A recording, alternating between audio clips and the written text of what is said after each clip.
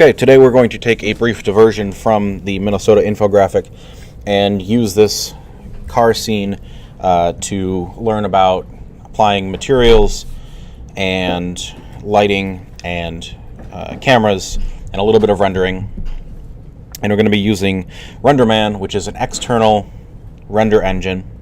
I mean, it's integrated in Maya, but it is not the render engine that Maya ships with. It used to ship with something called Mental Ray. Now it ships with a render engine called Arnold, but we're going to be using Pixar's Renderman. It is what they use to render all of their movies.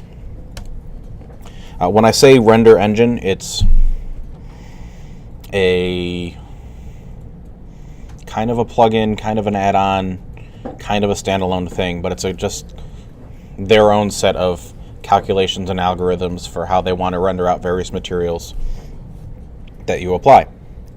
So, first thing, you should know how to get Renderman. And you go to renderman.pixar.com. Renderman is free for non-commercial use. If you want to use it to get paid, then you do actually have to buy it. But for our purposes, we don't have to worry about that. So if you want to actually download it, you do need to create an account on Renderman, as with most pieces of software. Use whichever email address you need. It will download an installer, and that installer app will actually download the program. It integrates very easily with Maya. So once you go through all of that, you just say, try for free. You need to log in or create an account. All very straightforward. Once you do, in Maya, you'll notice you've got a Renderman shelf and a Renderman menu. And there's also a Renderman preset browser, which we will get into very shortly. And then we've got... actually, we'll get to that other menu here in a second. So just a quick kind of demonstration as far as why we're using Renderman instead of the internal Maya software renderer. Short answer is it's just better in every way. It does take a little bit longer to render, but it's definitely worth it. So here's our basic scene. There are no lights outside of just the default lighting that Maya applies to new scenes. And just all flat basic materials. I'm going to go to my render settings and set my render to software and hit render. Okay, that's just basic render. It's not very particularly interesting to look at. If I go back to my render settings and set to render using Renderman and hit render, first of all, the doc's on the other panel, but the IT, it's lowercase I, lowercase t, renderer panel opens up, and this is what that looks like when it renders here. And you can see that the difference is, I think, very noticeable. The lighting is just more realistic. It's calculated with more realism. The algorithms are better. And that's even without any textures. So you can see right off the bat, we're in a better place. And especially when we start getting into things that are reflective and translucent, it'll just be better all around. So let's talk about how to do that. We're not going to get into the real nitty-gritty or even a moderate level of intensity with Renderman. We're going to keep it pretty basic just because of the time that we have in this basics class. But the first thing you need to know is how to actually start using Renderman. And I know in this lab they're all defaulting to Renderman, but at home yours will not. So you need to go up to your render settings, and the icon on the toolbar is this little film slate with a gear icon. We'll open up render settings. You can also get to it by going to Windows, rendering editors, and render settings. Okay, click on that, it opens up this menu. By default, you've got your software options, which you can see there's only 2 tabs. And you go to Renderman, you've got a bunch more tabs and some more options. Just a quick kind of overview of the options that are here. We have file name, prefix, we've got various image formats that we can export as. Again, when we're exporting movies, we're going to be rendering them as individual frames and then compiling those frames together. It allows you to just render parts of the animation. You don't have to go through the whole render all at once. That way, if the render fails at some point, everything that's already, all the frames that have been rendered, you still have. You don't have to redo the whole thing, which is great when it's taking 20 to 30 minutes per frame. Bunch of different image formats. I'll probably be sticking mostly with PNG. It's a nice, lightweight, familiar format. You can set your file name and extension. If you want to render out a single frame, you can see that those are noted. If you want to render out a series of frames, then you need to choose one of the formats that has a number. That number refers to the frame number. So as it's exporting, it'll say, car model render _01, and that'll be frame 1. You can do frame padding, render extra frames forward and back. When you do a multiple frame, and I usually do like name underscore number, and you can set your start and end frames, by frames. If you want to skip, you can do like every 3 frames, just because you're trying to get an idea of how it's looking. You can do that. This is important. Renderable camera. By default, it is set to the perspective view, but once you start adding cameras, those will be listed here, and make sure that you are rendering with the camera that you want to render, that you want to actually see it from. And then you can render with an alpha channel, so transparency, depth channel, Z-depth, which we won't really deal with, I don't think. We got our image size section. So there's a bunch of presets, 1K, 2K square. You got your film resolution, so HD 1080. Then you can also do a custom size and just type in your dimensions right there. Resolution, 72 DPI, or I guess it would be PPI, pixels per inch, is the standard display resolution. That's where we will stay. We don't really need to worry about those. Sampling, this is where you basically set your quality with your maximum samples. 128 is relatively low. As you get up into 256 and higher, 512, 1024, 2048, that you'll start to see render times really drop, or expand, longer render times. But you're also going to get less noise in your renders. It'll just be cleaner, more accurate renders.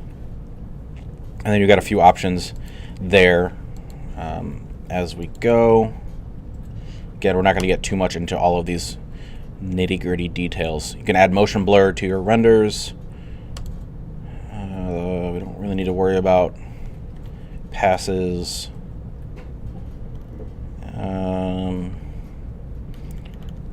Or any of that, but you can just see there is a ton of stuff that you can do to make your renders look as good as possible.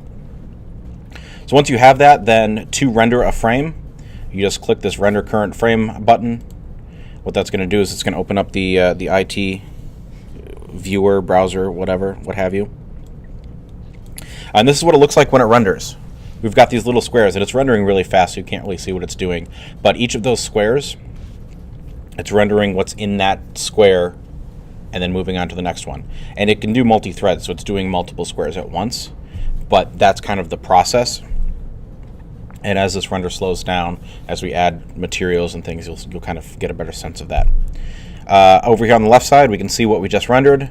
And you can also see it had 8 seconds there. That took 8 seconds to render.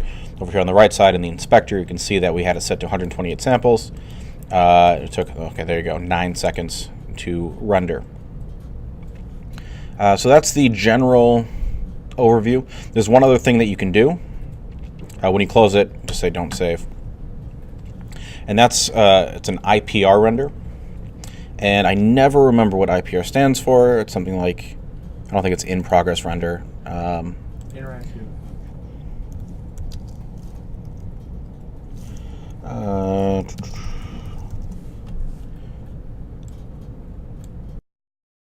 Rendering. That's what it stands for.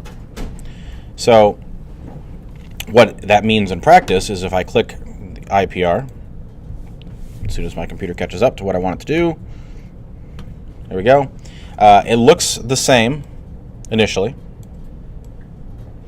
but if I go to my 3D viewport and move, you can see that it updates with it. So there's an option in here somewhere, which I cannot remember where it is, where you can actually tell this window to stay on top. I think it's actually it's in the view.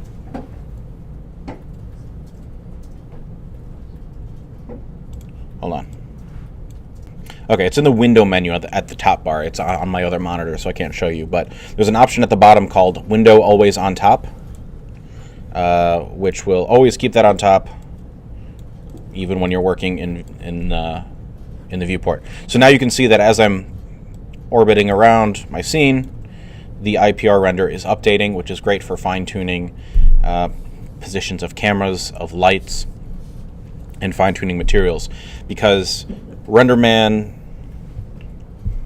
remember when I said it was better in every way? There's a couple of ways where it's not better. And one of those ways is that you can't preview textures in the viewport in Maya, so you need to use the IPR render to do so. However, it's fairly responsive, and you can actually set it to render just a section of the scene as a dynamic IPR. I believe it's the crop tool. Yep. So if I just want to focus on this section, and then, of course, now it's not saying on top, but it's not actually working at all. I think you might have to stop and do a new render. I can't remember. I'll look it up. I'll let you know. Yeah.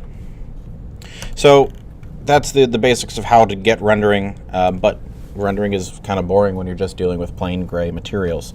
So let's talk about adding new materials. Up until now, really all that we've done is just deal with the basic Lambert, Blinn, Phong, actually really just Lambert. But there's a bunch of other options. So one thing we can do, and I'll just demonstrate on the ground plane here, is you can right click and assign a new material. When you do that, you get this whole window opens up, and you got a bunch of different options. And you can kind of go and just look at individual sections. We only need to concern ourselves with the Renderman section because we're using the Renderman renderer. And if we're not using a texture from that section, it's not going to work. So if we go to Renderman, just worry about the materials subsection, and Pixar surface is where we'll be spending the majority of our time. Click that, add that, and then we can open up our hypershade, which is, if you recall, all the way back from week 1, I think is the last time I've really talked about this, is this inverse eye sphere thing. That opens up this window. And there's a lot going on here. True to Maya, everything has a bunch of different menus and options. We've got our kind of overview of all of our shaders. We've got that same create menu that we just saw. We have, this is the node kind of viewer. Up here we have the material viewer, so we can preview what it's going to look like. And yours may not look like that. Yours may look like this. So what you want to do, since we're using again Renderman, is change it from hardware to Renderman. And then You can choose what you want it to visualize as. So if you're working on cloth, you want to see how it's going to look like, you can change it to cloth or a teapot. Or if you're working on hair shaders and you want to visualize that. Now, you're going to see as I chose hair, it already slows down the machine. And part of that's because I am screen recording too. But you can see you've got some hair that you can work with. Or you can just do a simple plane or sphere. You know, you've got all of the options. And then you can also choose what setting it's going to be. So you want to do an interior scene and see how that's going to look under those lighting conditions, or neutral scene. All sorts of options there. Or you can just set that off. Set it to off. There we go. And then we just got that basic viewer. And then below that is the property editor, where you make all of your adjustments. So right here is where you name it. So we're going to name this, we'll just name this ground. Okay, it changes that name. And then just kind of move this off to this. This is where multiple windows or screens becomes very nice but difficult for recording. We've got in the diffuse section, so that's just kind of the color. We've got our primary color options. All right, so we can set it to whatever, maybe we want, I don't know, maybe like a rusty brick sort of color. Maybe something like that, all right? Now, you can see that the color does change, but that's really all we're going to get as far as previewing in the viewport. As we scroll down, we've got just a ridiculous number of options. We also have specular. So we've got diffuse is one component of a shader, and that's just kind of the flat color with no lighting, highlights, or reflection or anything like that. We've got specular, which is actually just deal with primary specular, which is, if we just bring the roughness down, I might need to actually set this so that we can see something here. Here we go. If we bring up face color, those are specular highlights. All right, and we can adjust the roughness, and so we can kind of change the quality of it. This is kind of like a buffed semi-gloss finish. If we bring that roughness down, then we're at a more of a mirrored state right there. All right, so that's the specular aspect of it. And then we're not really going to deal too much with bump mapping. There's just a ton of other options, and I'm not going to get into it just for simplicity's and time's sake, and we don't really need it for our infographic. It's kind of the advantage of an infographic project is that it's a simplified thing. But that, if you're going to build your own shader, that is how you do it. If I right-click on this ground and go to Graph Network, you can see these are the nodes that make up a shader, and there's all these different options that do correlate to the property editor. And then this is the kind of the final result that you apply. Once you have something and you want to apply it in the scene, let's say you just make a bunch of shaders first and then want to apply them to your objects, you can either right-click on that object and assign an existing material. So we'll say Lambert 1, now it goes back to gray. Or you can come into the hypershade, and if you have something selected, assign material to selected. Or you can middle click and drag onto a material, and then it will apply. 3 different ways to do it. All gets you to the same destination.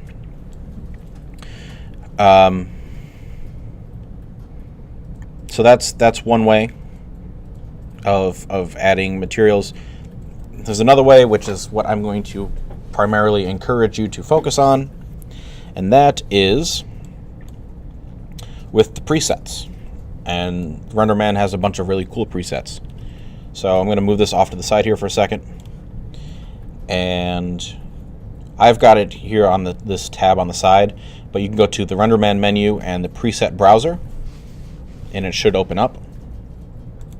All right, and you got all these different presets. Don't worry about environment maps or light rigs, just worry about the materials section.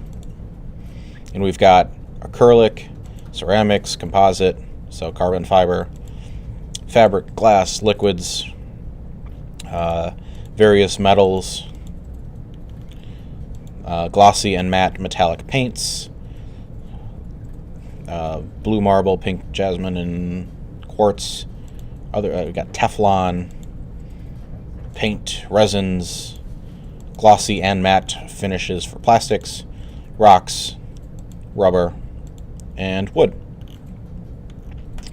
What's nice about these presets, aside from the fact that they actually look pretty decent, is that you can modify them. All right, they are just starting points, much like a primitive.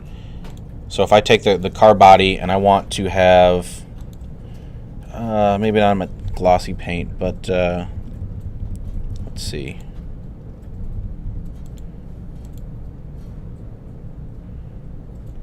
I think what would look. Oh, we'll just go with the glossy plastic for now. We'll say I don't really like this color, but we'll start with it. Right-click on a preset and import and assign to selected.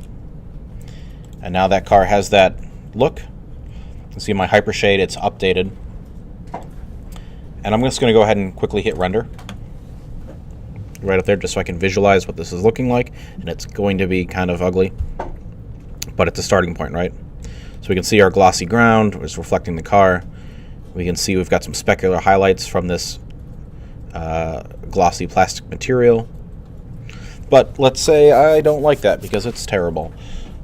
I can change the color very easily. And actually, I'm going to close that render and open up an IPR render so we can visualize this live. So give it a second open. Here we go. So here's our IPR render. And then I've got hypershade right here.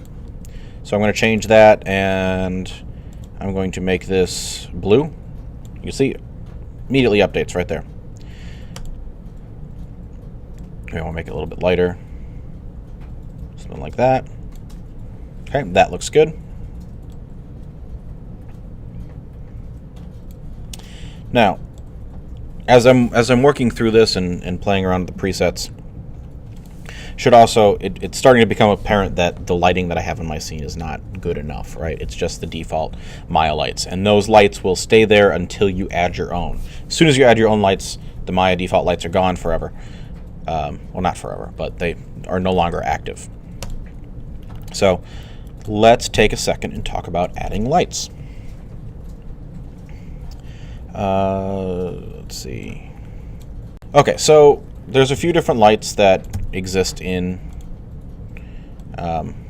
with Renderman, and if we go to the Renderman tool shelf, is probably the easiest way to see these. This first option, which just looks like a regular sphere, we've got rectangular lights, disc lights, distant lights, a sphere light, and I don't remember what AOV stands for, but it's area of volume, I think. I should know that. Mostly rectangular, disc, and distant is what we're going to be dealing with. But we also have, the next one over, we've got a dome light, a portal light, and an environment daylight. So that's kind of lighting the whole scene in a very general way. And then this last one, or this third one, is make geometry emissive. So you can make any mesh emit light, which is a pretty cool functionality. But for us, I just want to worry about this first section and these top three options. And the first two are very similar. All right, so I'm just going to click the rectangle, hit W to move it up, and this is what a Renderman light looks like. It's basically a plane, and that whole plane is emitting light. And the way light works is that the larger the source, the softer the shadows are going to be, the softer the lighting is going to be. It's going to wrap around more. You're not going to have harsh shadows. Whereas if you have a single point source, it's going to be a lot sharper shadows. So if I just add this one light by default, and I will just move it right here so it is broadsiding the car. Oh, it looks like I added an extra light. Get rid of that. I added a couple of lights. There we go. So I just add that one light and hit render. You can see that's what it is by default. It's very dim. It's not doing a whole lot, but it's a start. Now let's figure out how we can adjust this. So I'm going to actually open up an IPR render. I should get in the habit of working mostly with IPR. But I will move this off to the side over here. And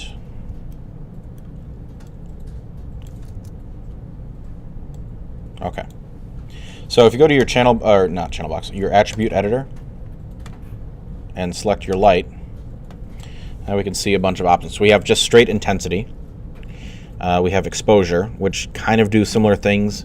They have different curves as far as, I don't remember which is which. I believe intensity, if you double the number in intensity, you will double the brightness. Whereas with exposure, I think it's more logarithmic, much like apertures with cameras, where every time you double, you're actually going up 4 times. So if we go for intensity of, I'll set exposure to 1, 2. Okay. So if we double intensity to 2, see it's a fairly subtle difference there, right? 1 and 2. And if we set exposure to 2,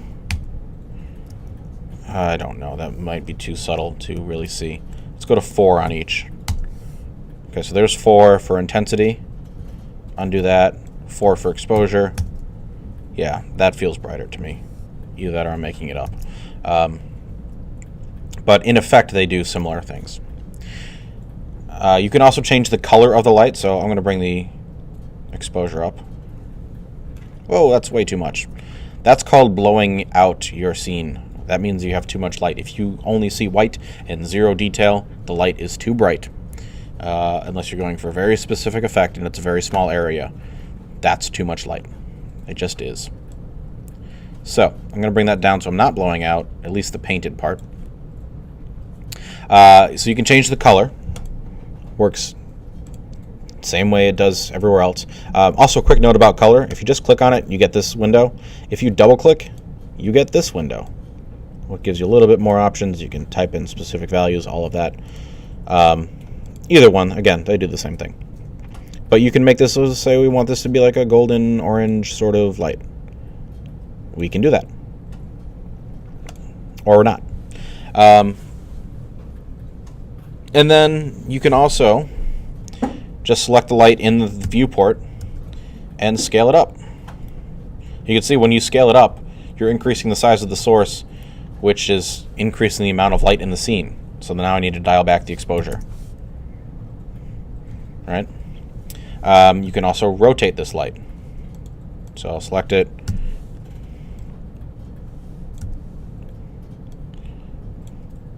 And now I've got a nice top-down light. You can also scale the light in specific directions. Okay? And disk light, if I go back up here, right click on disk light, that works the same way. It's just round instead of square. But, you know, you can do... Also, I should note another property about lighting and lights in general is as the light gets closer, the effect is more intense. As the light moves further away, the light is less intense. Now, I can't remember what the default is in Maya, but I believe you can change how that fall off works. But normally, like in real life, as you double the distance the light is away from the subject, the intensity of the light is a quarter. Okay, it's inverse square is the specific math behind that. Not really super important because it's very easy to just open up an IPR here and just keep tweaking until you get what you want. Okay. So you see it's a much more pleasantly lit scene, and that's only just 2 big soft sources. There's another light, though, and I'm going to delete this round one. And I'm not going to delete this rectangle light, but I am going to... Come on. Set the intensity and the exposure down to 0. And then I'm going to right-click up here and say Pixar Distant Light. And this is effectively adding a sun to your scene. Now you can see the light is all the way up here, but it's still hitting the car. And that's because this light does not have position value. It only has direction. I mean, it has intensity too, but it doesn't have, like, you can only rotate it. Moving it doesn't affect, like, it's on the left side of the car, but it's still hitting the right side. If I zoom in here, you can see what it looks like, and it's just 3 arrows, so just telling you which way it's pointing. And as you rotate that around, you will see how that moves. The other property about this light is that it is, like I said, it's basically the sun. It's a point source sort of light where you get really hard shadows. So if I want to kind of just... Oh, no, we're fine. Okay, I thought it quit. It didn't. You can just kind of highlight, rim light the car with this. And again, this will light up the whole scene. Maybe something like that, and we bring the intensity down from 50,000 to, I don't know, 12,000. And then maybe I'll bring this back up. Something like that. So you can see here, we still have the hard shadow, but we also have that nice top soft light. So those are the main lights that you'll be working with. There is one other way to light your scene. Well, there's a couple other ways, but there's one other way that I want to show you how to light your scene. And that is, if we go back to our preset browser, remember I said don't worry about environment maps and light rigs? Well, now we can worry about them for a second. And delete both of those lights that I added. Open up a fresh IPR. While that loads, we just go to light rigs here. So we've got 3 presets. And to add them to the scene, all you have to do is right click and import into the scene. And you can see these are all over the place. This one isn't even pointing at the scene. I think it's just pointing at what would be a backdrop. Okay. So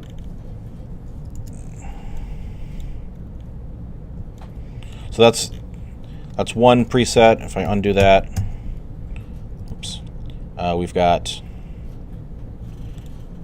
I'm just curious if that works. Okay, yeah.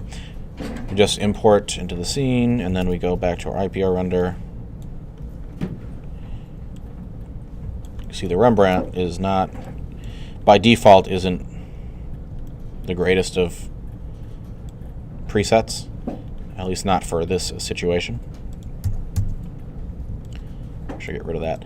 And then there's a third one, but don't really need to worry about it. I don't like using the presets. I think they're too boring. So I encourage you not to use them, but they are there if you just need to quickly throw something up and get a render out. But if we go up to environment maps, these are cool. So we've got indoor and outdoor scenes, and I'm just going to do Luxo Junior. So with nothing selected, I'm going to right click and say import. And now it gives me this giant sphere in my scene. And if I kind of zoom in here, you can see that it looks like it's reflecting an environment. But you can't see it in the render. And that's because by default in 2018, apparently, it's not set to show the world to the camera. So you can go down to visibility and turn on camera visibility in the attribute editor with the dome selected.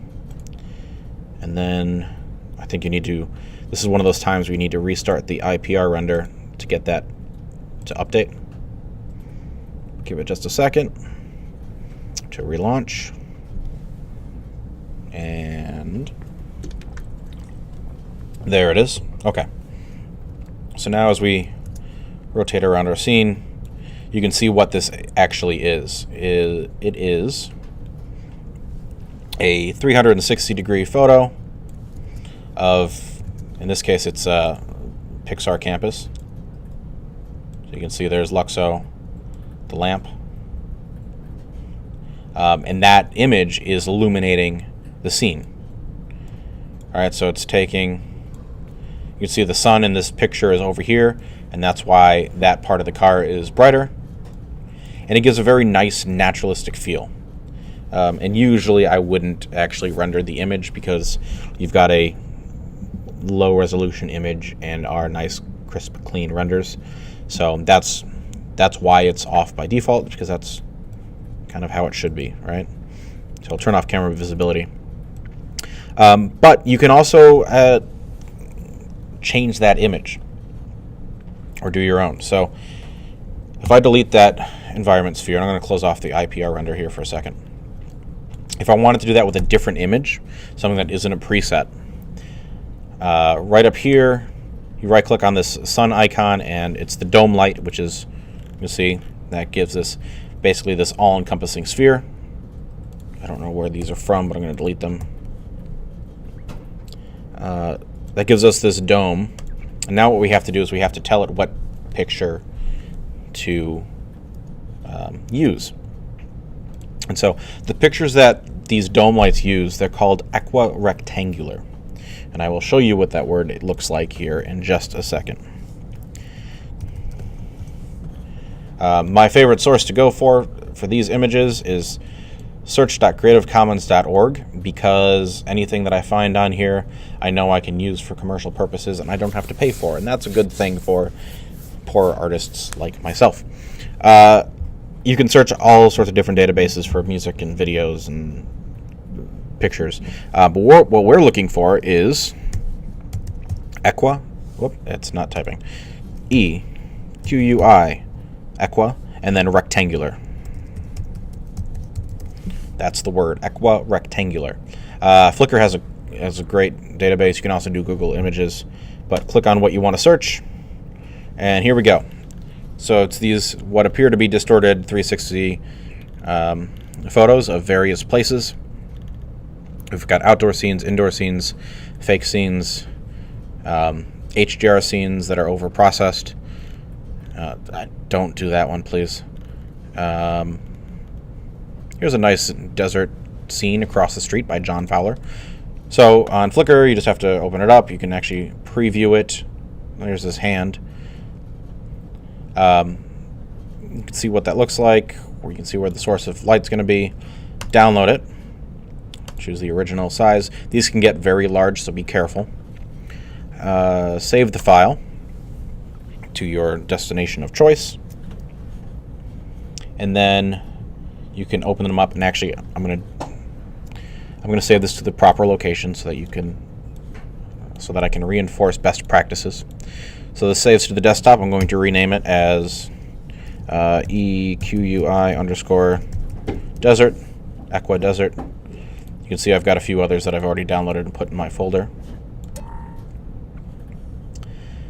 Then, with our dome selected, under Color Map,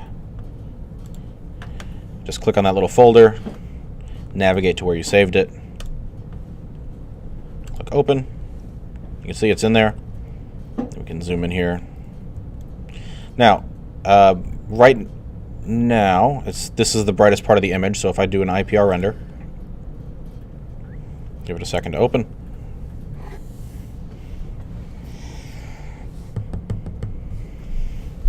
Almost there. And There we go. Okay. So let me move my view around so we're looking at car here. All right. So if I don't want the sun to be over there, then I can select that dome and I can just rotate it, spin it around, and that will affect where it is, in the scene. And you can also, if it's just not doing enough, you can up the exposure. Now, obviously, this very easily gets out of hand, but you can also adjust exposure. I believe color will just tint the image. Yep. So you can do that. And that's a nice way to get a kind of clean, realistic. Of course, that's looking green, which we don't want. But nice, even lighting. And often you'll do a combination of those and then your own specific lights to accent and highlight the parts that you want to. So, it's not terribly uncommon. Let me cancel that. For me to actually bring this intensity down. So I'm just getting a nice kind of general soft room tone, and then bring my own lights in. Come on. Bring my own lights in to actually light the subject the way that I want to.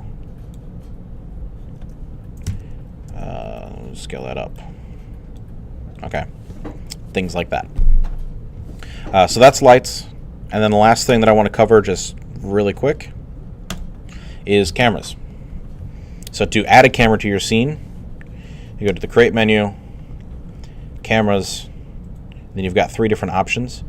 Today I just want to worry about the first one, so just add a camera.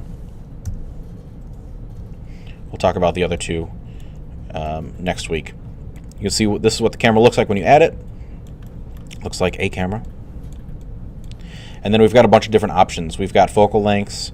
So right now, by default, it's got a 35mm lens. You can set kind of your aspect ratio and the size. You can set your depth of field, which again we'll get into next week. And then when you want to see what the camera is seeing, in your viewport, go to Panels, Perspective, and now Camera 1 is listed. And now when you're in camera view, as you orbit your view around, you're actually moving the camera. So it's a very intuitive way to adjust what you're seeing. And so you can, let's say I want to go a little bit more wide angle. Let's go to like 24. Zoom in here a little bit more. Actually, let's go a little more extreme. Let's go 15. Okay, so now we're getting into kind of fisheye territory with this. And then when you hit render,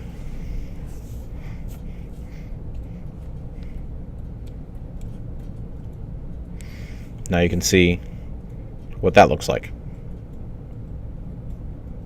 So that's the basics of getting a not default render looking image out of it. We'll talk more about camera placement and movement next week, but I wanted to show all of you that. I will stop the video and then talk about either homework or in-class work, one of the 2.